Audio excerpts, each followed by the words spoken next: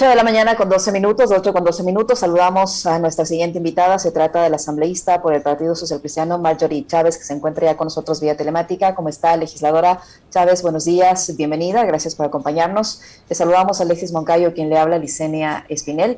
¿Qué opinión le merece este proyecto de ley enviado ayer por el presidente de la República a través de la ministra de Gobierno para enfrentar la inseguridad que se vive en el país? Un proyecto más que estará ya en manos de la Asamblea Nacional para el respectivo análisis. ¿Qué opinión tiene el Partido Social Cristiano? Usted como legisladora, ¿ya han adoptado alguna posición al respecto? Buenos días, bienvenida. Muy buen día, Licenia, Alexis, y un abrazo a toda la audiencia. Efectivamente, ayer a horas de la tarde el presidente, a través de su ministra de Gobierno, entregó en la Asamblea Nacional esta propuesta que incluye varios temas, ¿no? Patrocinar legalmente a los miembros de la fuerza pública, la regulación del uso de la fuerza, que como bien lo mencionaste, en realidad existen varias propuestas ya en el legislativo en este sentido. También habla de la cooperación entre policía y fuerzas armadas, sin necesidad de un estado de excepción, una reforma al COI para que existan investigaciones más diligentes en los casos donde se involucre un policía y un militar en el ejercicio de sus funciones. También crea un delito de terrorismo dentro de las cárceles y solicita también pues que no sea necesaria la notificación de un juez cuando un fiscal solicita la detención de un sospechoso con fines de investigación. Licenia, mi punto de vista es que en realidad la reforma legal que plantea el presidente de la República, sin la asignación de recursos económicos, de equipos y personal, se convertirá en letra muerta. En el Ecuador hay un sinfín de normas ya, pero que no se terminan de operativizar. Es decir, si esto no ocurre, no nos sirve de nada. ¿Y qué es operativizar la norma? Es hacerla aplicable, destinar recursos para la capacitación en los procedimientos de aplicación del uso progresivo de la fuerza, por ejemplo, y que sean conocidos con claridad por todas las instituciones relacionadas con el sistema de seguridad.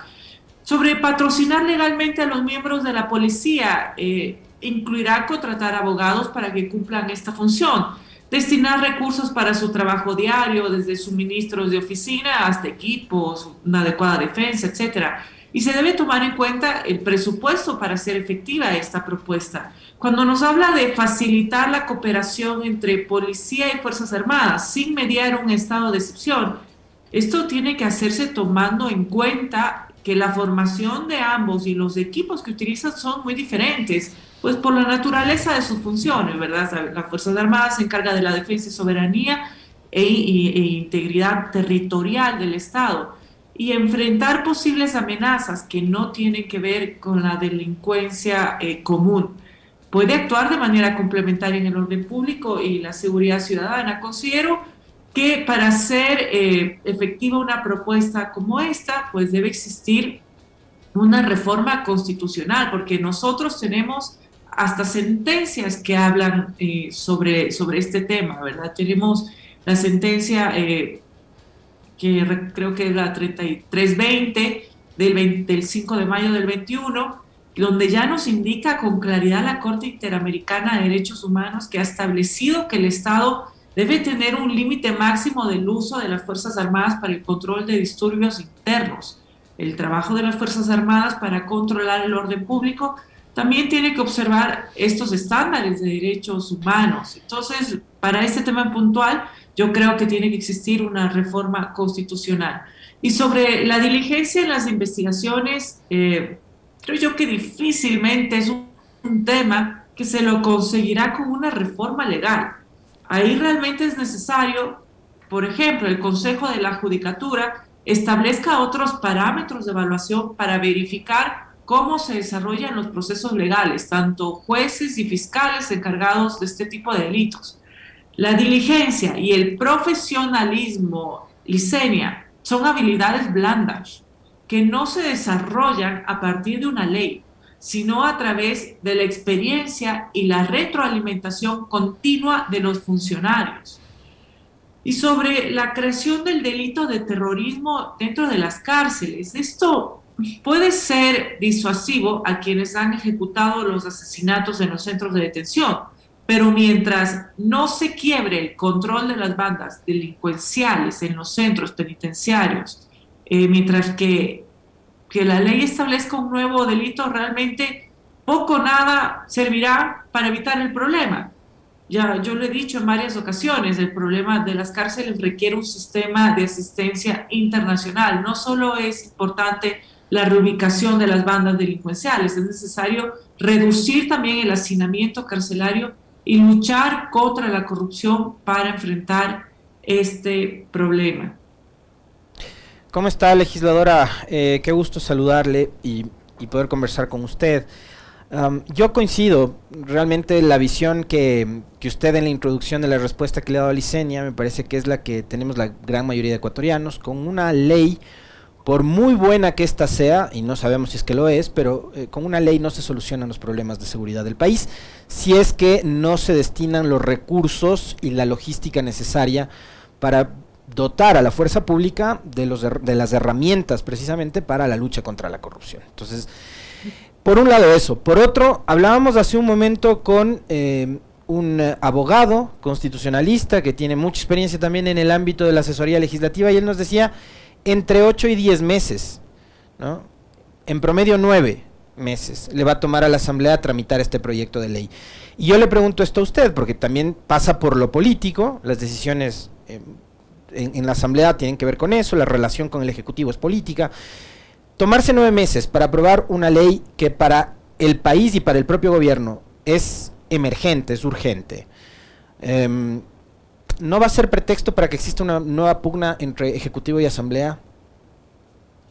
Bueno, pretextos hay independientemente de cuál sea el tema, ¿no? Es como tú lo has dicho, voluntad política, Alexis, y desde la Asamblea Nacional se resolvió desde el año pasado, cuando se creaba la agenda, dar prioridad a las leyes relacionadas con el combate a la delincuencia. Y sin embargo, tenemos, como ya mencionó también Licenia, ya varios proyectos que están dentro, como por ejemplo hay reformas al Código Orgánico de Entidades de Seguridad Ciudadana. También tenemos el Código Orgánico de Seguridad del Estado, Policía Nacional, la Ley de Inteligencia, Ley sobre el Uso Progresivo de la Fuerza, que también ya hay alguno, y bueno, ahora se suma el del presidente. Y desde hace muchos años, o sea, ya hemos existido, como tú lo mencionas, que no es un problema de leyes, pero como ha comentado el invitado anterior, efectivamente el procedimiento normal de un proyecto de ley, si no ocurrió nada en el camino, son más o menos 9 meses, y como dices tú, si es que existe la voluntad política. El presidente ha pedido que esto se trate como urgente. Esto supone, digamos, que en un mes deberíamos tratarlo, si es que se lo hace con esta categoría de urgente, aunque formalmente, digamos, administrativamente se ha entregado con normalidad. Espero yo que sí sea una prioridad de la Asamblea Nacional para poder incorporarlo también con los otros cuerpos que están en stand-by, ¿no? Que están siendo tratados o que están en espera. Hay muy buenas ideas que deberían perfeccionarse, y sobre todo entender pues que no solo pasa por una nueva ley, como lo hemos mencionado, Alexis. ¿Ya hay una posición definida del Partido Social Cristiano? ¿Ustedes van a esperar que comience el debate y que cumpla todos estos parámetros que usted ha mencionado? ¿Debería incluir esa normativa antes de su respectiva aprobación en la Asamblea? Bueno, nosotros en temas de seguridad pues siempre hemos sido muy claros. Hemos presentado también varias propuestas en ese sentido. Hemos presentado inclusive propuestas de consultas populares, ¿verdad?, para el tema de la seguridad. Pero vamos a apoyar todo lo que sea positivo. Habrá que ver finalmente cómo terminan los informes, pero todo lo que sume, todo lo que realmente mejore esta problemática que pues, nos tiene viviendo en zozobra, con miedo, vamos a apoyarlo. Lo que sí, pues esperamos que se cumpla con agilidad y que además se cumplan los diferentes parámetros en materia de seguridad, y que además pues sea coherente, ¿verdad? Y que no tenga problemas de inconstitucionalidad, como varios proyectos enviados por la presidencia lo han tenido. En Guayaquil es donde, digamos, más ha recrudecido la inseguridad. En realidad esto pasa en todo lado asambleísta, no es un problema específico de un territorio. Vimos durante el fin de semana espeluznados, esa balacera en la playita del Guasmo, un sicariato en un restaurante en la zona hotelera y comercial de Guayaquil, donde hay tránsito permanente de personas, de vehículos, etcétera. pero también vimos que ocurría lo mismo en Esmeraldas, y vemos que ocurre lo mismo en Los Ríos, y vemos que Sucumbíos también se está volviendo nuevamente, y más todavía al ser una provincia fronteriza con Colombia, nuevamente un territorio caliente. Pero sin embargo Guayaquil es donde hay un rebrote muy importante de inseguridad. Ahí hay una disputa política, hay una alcaldesa social cristiana, y digamos eso ha hecho que de alguna forma terminen enfrentándose, ¿no?, con el gobierno, a pesar de que fueron aliados en la elección presidencial del 2021. ¿Hay algún punto de encuentro, a propósito de lo que le decía Licenia, sobre la visión de la seguridad que propone el Partido Social Cristiano y lo que ahora está proponiendo, creo? ¿Y cuál es además su criterio con respecto de las ejecutorias del gobernador del Guayas, Pablo Arosemena, y de la ministra de Gobierno? ¿Por qué no han sido ellos convocados a la Asamblea a rendir cuentas? ¿Por qué no son hasta ahora sujetos de un enjuiciamiento político a pesar del fracaso rotundo que han tenido al frente de la seguridad? Sin duda, y no es con un objetivo político que uno habla de un fracaso, pero lo vemos todos los días, ¿verdad?, en la calle. Tú nos hablas de Guayaquil, el incidente en la playita del Guasmo, tenemos también otras zonas del puerto principal que se han registrado muertes violentas, asesinatos de ciudadanos en domicilios. En Quito también, bueno, un joven fue asesinado en un robo en un sector, en el sector del calzado, por unos zapatos y un teléfono, ¿verdad? Una mujer también fue asesinada en las carretas, en Carcelé, mientras pasaba su mascota. Periodistas, colegas suyos, también han sido asaltados al lado de su casa, ¿verdad?, en estos días. Estos hechos son los que podemos conocer a través de los medios de comunicación y redes sociales, pero ¿cuánto más sufre el ciudadano de pie cada día cuando sale a su trabajo o cuando hace trámites personales, es decir, en nuestra vida diaria? ¿Cuántos casos más se registran a lo largo del país que no son necesariamente objetos de la opinión pública, ¿no? Yo creo que, por ejemplo, tú me mencionas en puntual respecto al tema de Guayaquil, ¿verdad? Al tema de esta posible o que se vea una aparente disputa, no solo en temas de seguridad, lo vimos también con el tema del ingreso a clases, es decir, se ve ahí como que no son capaces las diferentes instituciones de ponerse de acuerdo dentro de cada una de sus competencias. Y aquí hay que aclarar que desde abril del 2020 el COE Nacional ya estableció una semaforización de territorio nacional que otorgaba potestad a cada uno de los cantones dentro de la pandemia. Y también lo mismo dentro del tema de seguridad, es decir, tenemos que respetar cada una de las competencias de las diferentes instituciones, y tratándose de temas de seguridad, hay que ser responsables y evaluar, digamos, a profundidad cada uno de los casos, no solo lo que vemos en redes sociales. Aquí lo importante es poder trabajar de forma integral el tema de seguridad, de forma articulada en los diferentes niveles de gestión, las medidas adecuadas que sirvan realmente de prevención, reacción y control, que puedan mitigar los estados de inseguridad, sí necesitan pues de un trabajo coordinado entre las diferentes instancias administrativas, y lamentablemente pues no vemos que exista esta capacidad de realizarse, y tampoco vemos que exista esa madurez política, por así decirlo, entre quienes están a cargo, y esto finalmente termina pagando los platos rotos de la ciudadanía. En otro tema, legisladora Chávez, ayer se suspendió el segundo debate de la ley que viabilizará el aborto en los casos de violación, y hay mucha expectativa tanto entre los grupos que defienden esta iniciativa como entre los que se oponen. Los plazos para interrumpir el embarazo en los casos de violación siguen generando diferencias entre los asambleístas. ¿Cómo va a actuar allí el bloque del Partido Social Cristiano? Bueno, esto es un tema que, digamos, es del fuero interno de cada uno de los legisladores. Tenemos, digamos, objeción de conciencia, podemos tomar nuestras propias decisiones, y sin duda pienso yo que varios bloques estarán divididos en torno a ello. Yo puedo hablar por mí, en lo personal, respeto pues la causa que cada una de las visiones promulga o trabaja, pero desde mi punto de vista como Marjorie Chávez, sí, respeto la dignidad de la vida, soy una defensora de la dignidad en un sentido amplio, pero este tema nos pone en foco la situación de una mujer que ya ha sido vulnerada, que en un caso como esto, pues ni el Estado, ni una creencia religiosa, ni diferentes criterios, debería poder decirte si continúas o no con un embarazo, ¿verdad? En caso de violación. Yo pienso que el aborto no es un asunto que la ley en realidad pueda resolver para la vida de una persona. La persona que tiene más derecho para decidirlo es pues, la mujer que ha sido vulnerada, una mujer que no se le ha sabido garantizar su seguridad, y pues creo yo que se tiene que respetar esa decisión y que es ella quien además va a soportar las consecuencias. Es un tema extremadamente complicado donde pues la vida, los derechos humanos, la moralidad, la fe, incluso pues diferentes criterios al respecto juegan un papel importante. El aborto no es un tema de una sola persona ni una situación simple. Pienso yo que hay que respetar la decisión y hay que dar acompañamiento. Y este término que se usa mucho, ¿verdad? El apoyo integral. Además, que la Corte Constitucional ya fue clara, en Ecuador el aborto por violación pues ya no es un delito.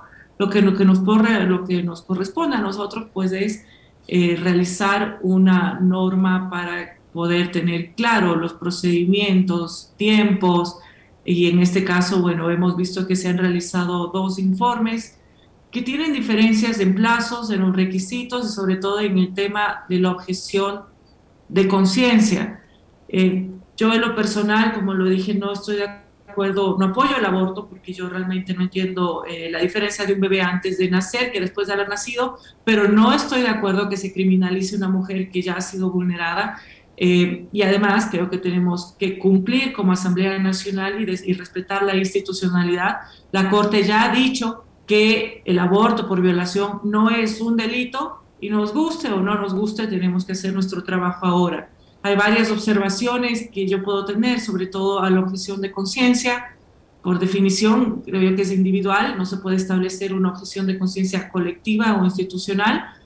Respecto a los plazos, pues es un tema más complejo, es el tema, pensaría yo, más complejo de toda la ley, pero podríamos ayudarnos con materia comparada y comparativamente los casos más cercanos establecen una media de 14 semanas. Creo que este es un tema que se está discutiendo y que se debe discutir más porque es un nudo crítico para definir el tiempo prudencial para acceder a la interrupción voluntaria del embarazo.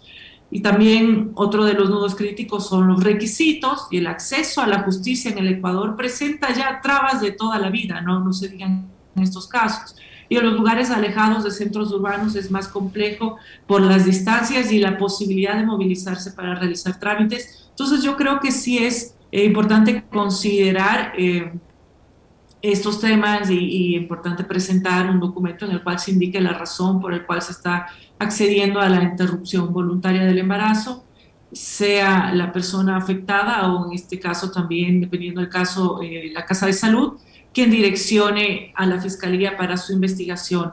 Esto ha sido y va a ser un tema controversial, pero pues tenemos que cumplir, respetar la institucionalidad y sobre todo pensar pues en las mujeres, ¿verdad? Yo sin duda veo a la vida de una forma integral, pero por supuesto el aborto tiene que ser analizado desde un punto de vista, desde la dignidad de la vida del no nacido, pero también la dignidad de la madre, una mujer que ya ha sido vulnerada. Entonces, veamos qué ocurre la próxima semana. En realidad no se suspendió, a mi entender, por ningún otro o con ningún otro objetivo. Desde el día anterior en el Consejo de Administración Legislativa ya se trató sobre la posibilidad de suspender la sesión para que el debate y la intervención de los legisladores pueda ser de forma presencial. Y nosotros tenemos la disposición de esta semana a trabajar desde la virtualidad, pero volver ya a la presencialidad la próxima semana. Y el objetivo era que este debate, que es algo importante, pueda ser tratado en presencialidad. Y adicionalmente la presidenta ayer agregó pues que había que generar varios cambios en el informe de acuerdo a las observaciones y que se habían pedido. Entonces, creo yo que sí es saludable mejorar el informe y poder trabajar en el debate de forma presencial la próxima semana. En el caso del Partido Social Cristiano, legisladora, tomando en cuenta de que hay también algunas posturas que son contrarias a la despenalización del aborto, ¿van a dejar en libertad a que cada uno vote de acuerdo a su objeción de conciencia? ¿Cuál es la postura de la bancada? Sí, sin duda alguna. Son temas que tienen diferentes visiones. Yo le he comentado la mía, podré no estar de acuerdo quizás hasta con la mayoría del bloque, pero en estos temas pues cada uno toma la decisión, en general en todos los temas, pero sin duda en estos tenemos diferencias quizás más profundas. Veremos seguramente diferentes votaciones, quizá también vemos abstenciones. Pues esperamos que cada uno tome la decisión correcta de acuerdo pues a su foro interno. Asambleísta Chávez, hace unos días se llevó a cabo o se tramitó en primer debate el proyecto de ley que apunta a cambiar casi en su totalidad la Ley Orgánica de Comunicación, y allí usted hizo un importante aporte. ¿Cómo finalmente quedó este tema y cuáles van a ser, en caso de aprobarse, los cambios que se van a presentar? Bueno, efectivamente se propone un cambio, de hecho una disposición en la derogación de la ley actual. Es una ley que unifica 5 proyectos de ley diferentes, que algunos de hecho venían en cola porque son de legisladores del periodo anterior, como es el señor Cárdenas de UNES. Y lo que busca efectivamente es cambiar un modelo a tener como eje la responsabilidad ulterior y una corregulación digamos, de la actividad. Pero quiero aclarar que no es una ley de comunicación solamente, en realidad es una ley de libertad de expresión.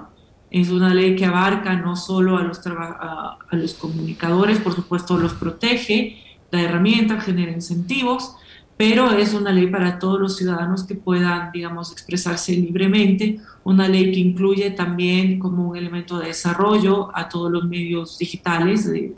Digamos, actualmente vemos como los medios digitales sí sirven como una herramienta, como un contrapeso en la opinión pública, y lo que buscamos es que exista esta herramienta como libertad para poder ser una herramienta de control al poder. Queremos que la gente pueda expresarse libremente y ojalá que todos los legisladores entiendan que cuando hacemos una ley, los 137 legisladores, no tenemos que hacerla para defendernos a nosotros, porque hemos escuchado en el primer debate varias intervenciones de asambleístas que en realidad cuentan su propia experiencia de cuando en un medio pues dijeron algo que no les gustó, cuando pidieron rectificación y no se cumplió.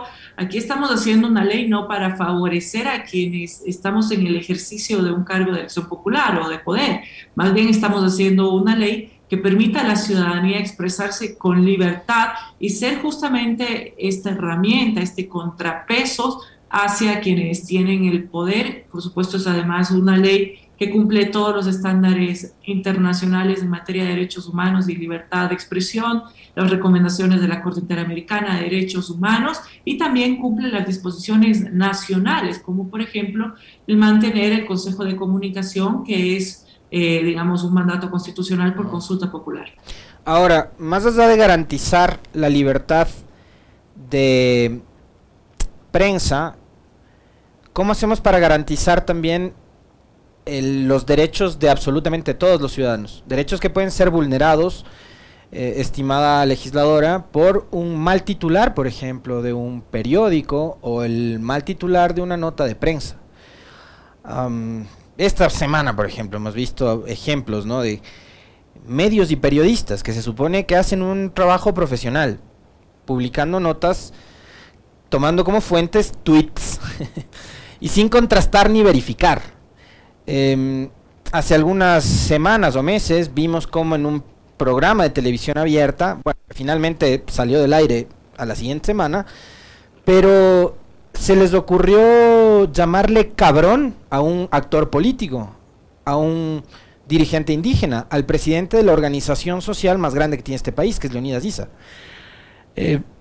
más allá de la sanción moral que tuvieron estos periodistas que hicieron esa jugarreta, la ley, ¿qué va a hacer para el ciudadano que se vea o amedrentado, o maltratado, o injuriado por el titular de un medio de comunicación, o por un periodista que a ratos usa el micrófono y la pantalla para, como por ejemplo, el otro día que hackearon a CNT, ¿no? Carlos Vera salió y culpó a Olavini, ¿no? O sembró la duda de que era Olavini que el que estaba detrás de eso. Entonces, ¿cómo hacemos para defender los derechos civiles de absolutamente todos y no solo de los periodistas?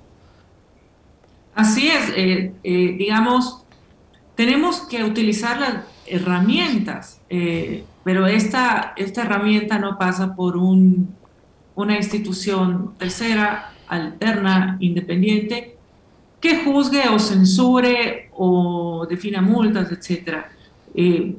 Existen los mecanismos, por supuesto.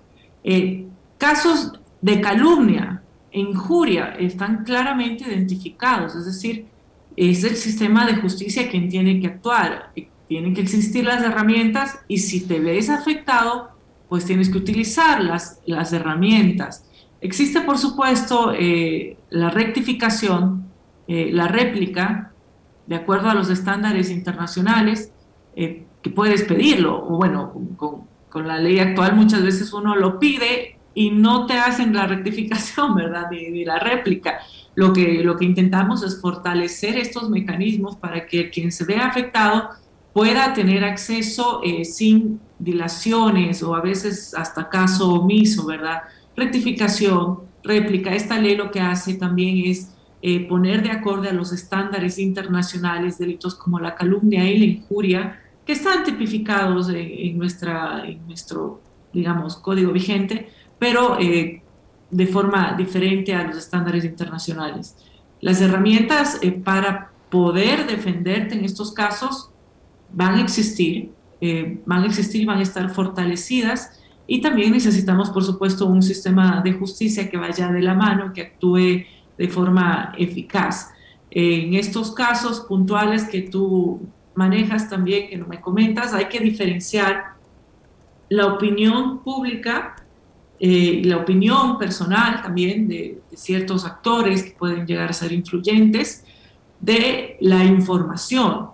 También en la ley está claramente especificada la diferencia entre discursos protegidos y discursos que no son protegidos, y también está especificada los umbrales de tolerancia, es decir, yo que hago política o que soy candidato de elección popular y demás, tengo que tener un umbral de tolerancia diferente a los demás ciudadanos por la misma actividad. Y esto es justamente uno de los estándares internacionales que hemos dado cumplimiento. Entonces, por eso hay que diferenciar varias categorías sobre opinión, sobre información, cuál es tu estatus, para ver cuál es tu umbral, digamos, al umbral al cual te expones o no. Y por supuesto, los medios también tienen que ser parte de este ejercicio de corregulación como elemento base con la responsabilidad. Esto nos va a ayudar también a definir claramente las líneas editoriales de los medios y proteger a las audiencias de esta manera, para que pues quien va a consumir información sepa con claridad cuál es la línea editorial de cada uno de los medios. Esta es una ley bastante abarcadora que se ha trabajado con la sociedad civil, que incluye propuestas de Marcelo Holguín, incluye también de Nina Farinango, la que envió el presidente, la que envió Fernando Villavicencio junto conmigo, y que pues ha tratado de fusionar estos 5 cuerpos normativos para tener ya un resultado que fue debatido en primer debate. Debo decir yo, Alexis, y lo digo con honestidad, con poco análisis, es decir, nos daba la idea de que varios legisladores no habían leído el texto, hacían preguntas o observaciones utilizando incluso términos que ni siquiera están incorporados en el documento. Entonces yo creo que para este tema tan complejo debería existir mayor responsabilidad de parte de los legisladores, leer la profundidad, analizar a profundidad y hacer sus propuestas pues de manera técnica y lúcida. Queremos agradecerle, asambleísta, por su tiempo, por la información que nos ha proporcionado a la legisladora del Partido Social Cristiano, Marjorie Chávez, que ha estado con nosotros. Muy amable, legisladora, muchas gracias. Muy amable, un abrazo.